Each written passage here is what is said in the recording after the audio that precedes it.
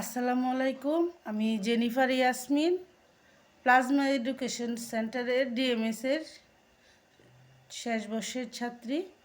আমার rule number 1267 এবং registration number 1067।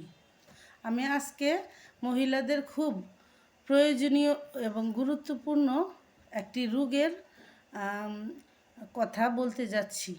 তো মহিলাদের ভ্যাজাইনাল পিউরিটাস একটি মারাত্মক রোগ, অর্থাৎ কোনো কারণে যে কোনো অংশে যে কোনো ধরনের চুলকানি হলে তাকে যোনি চুলকানি বলে।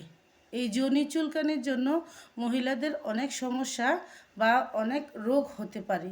তো আজকে আমি এই রোগের কারণ, লক্ষণ এবং চিকিৎসা সম্পর্কে আপনাদেরকে বলতে যাচ্ছি।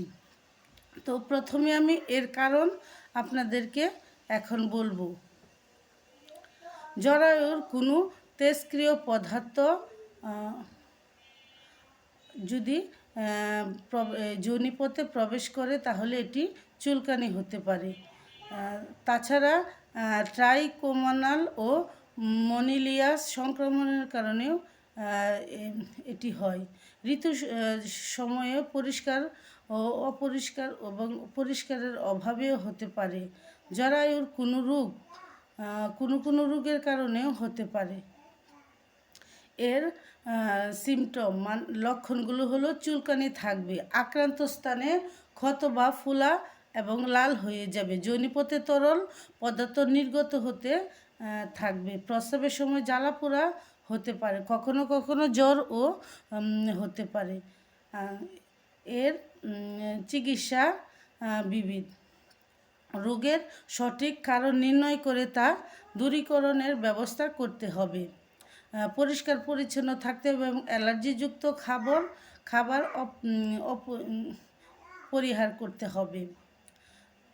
তারপর খাবারের জন্য বিভিন্ন নিয়মকানুন মেনে চলতে হবে। রোগের কারণ জেনে তার সঠিক চিকিৎসা করতে হবে।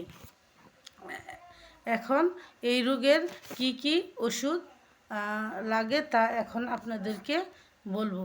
যোনি চুলকানির জন্য ক্লোটিমাজল বা মাইক্রোকোনাজল, অ্যান্টি ফাঙ্গাল ক্রিম বা ট্যাবলেট ও সাপোজিটরি ব্যবহার করা যেতে পারে, বা অ্যান্টিহিস্টামিন ট্যাবলেট আপনারা খেতে পারেন। তো সবাই ভালো থাকবেন। আসসালামু আলাইকুম।